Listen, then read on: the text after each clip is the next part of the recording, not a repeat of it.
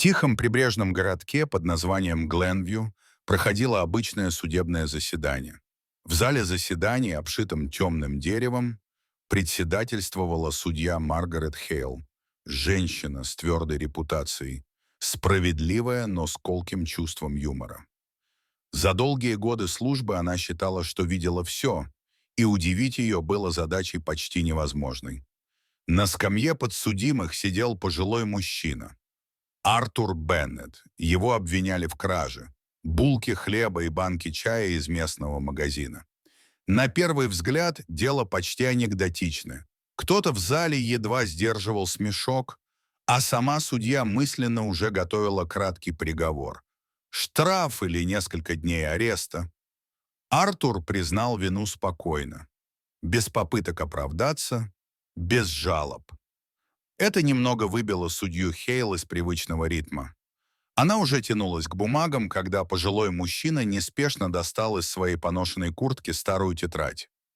Он не оправдывался. Он просто раскрыл страницы, исписанные аккуратным почерком. Там были даты, события и одно имя, повторяющееся снова и снова. Маргарет Хейл. В 1987 году юная Маргарет, только начавшая работать помощником судьи, попала в серьезную автокатастрофу. Родителей рядом не было, друзей немного. Но кто-то помогал ей в тени, приносил еду, выгуливал собаку, оплачивал медикаменты, хотя сам жил скромно. В 1992 году, когда она заболела ангиной, тот же человек каждый вечер приносил бульон в термосе и оставлял его у двери. Имя того человека она так и не узнала. Или узнала и со временем стерла из памяти. Теперь этот человек сидел перед ней, в старом пальто, с уставшими глазами, обвиняемый в краже ради внучки. Он не просил пощады, просто напомнил. И она вспомнила. Судебный зал погрузился в тишину. Судья Хейл отложила бумаги. В ее взгляде уже не было ни строгости, ни иронии. Только признание и благодарность. Обвинения были сняты.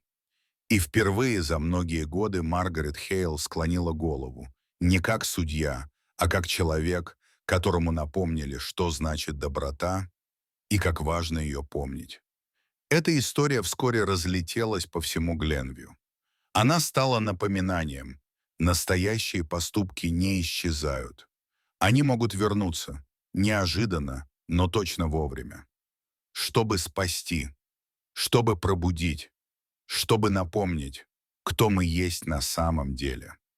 Дорогие зрители, что вы думаете об этой истории? Расскажите, пожалуйста, в комментариях. А если вам понравилось это видео, то ставьте лайк и подписывайтесь на наш канал. До свидания.